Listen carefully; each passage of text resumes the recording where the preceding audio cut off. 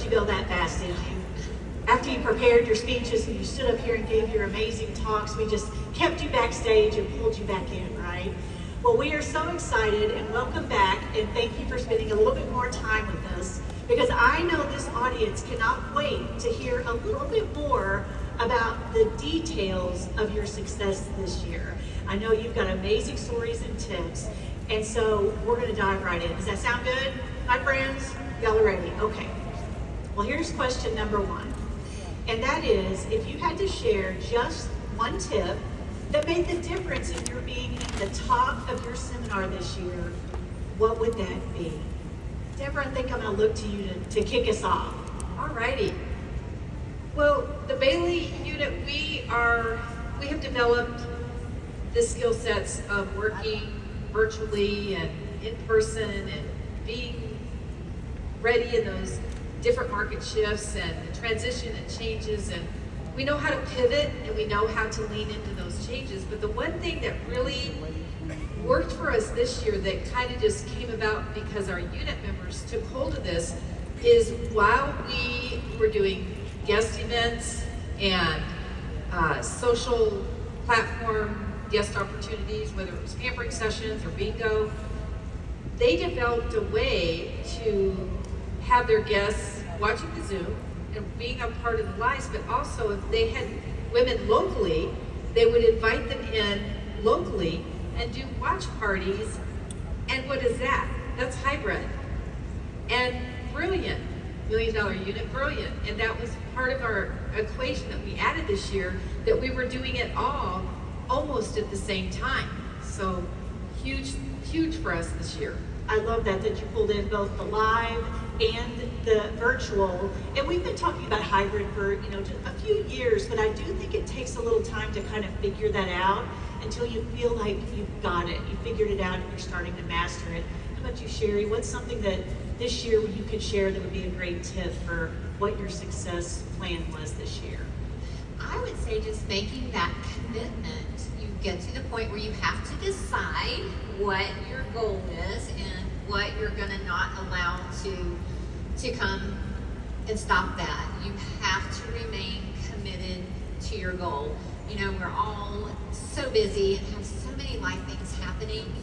And as you get closer to the end of a goal, sometimes you can allow those things to set you back, to change your mindset, but you have to have a strong mindset. And when you're committed to a goal and you can see that goal, the pain of regret's pretty painful. So you have to envision yourself in that goal. And for me in our unit, it was knowing that we could and committing to doing it. I love that. I love that. That fits right in with you're taking us a leap out and learning new things. You're staying committed. And now, Shelley, what's something that you feel like this year was something that maybe was a little different that worked? Well, actually, it started 2 years ago, Tracy. We really started becoming focused on the product more and more, learning the features and the benefits of the product, because when you love the product and you see results, you're a billboard for our company. You must be your best customer. When people ask you about what you're wearing, there's a booking opportunity. And then, as you get more confident and learn the skill and the product knowledge together, you become really unstoppable. So we really focused on getting to know the product better, which really was a domino effect to loving the product, getting to know it great, getting new customers, getting new team members. Because you become more confident when you feel great about yourself, do you not? Become more confident when you feel great about yourself and what you're doing. Absolutely. You know what? I did not know that was the answer you were going to give, so it's a shameless plug now. I have to say, MK Confident, you can get your skincare confident, your color confident, clinical solutions confident. You can get all of that great product knowledge in a very fun way now with Skincare Confident. So, and you get a link button. And you get link buttons, and who doesn't want link buttons on your badge or on your business card or your personal website? Absolutely. So if you're taking notes, this is what I'm taking away from this. You've got to be able to embrace and accept new technologies and be open to learning. You've got to stay the course and you have to understand our product. You do, That's yeah. the base. You have to understand our product. Gotta know. Well, Shelley, I'm going to stay with you and I'm going to move to the second question, and that is this. As we've heard from you during your speech and while you were being crowned the queen, I know you had challenges this year, really deep personal challenges. But how do you stay powered up and motivated personally when you're going through those challenges? Because Mary Kay Ash was a great example.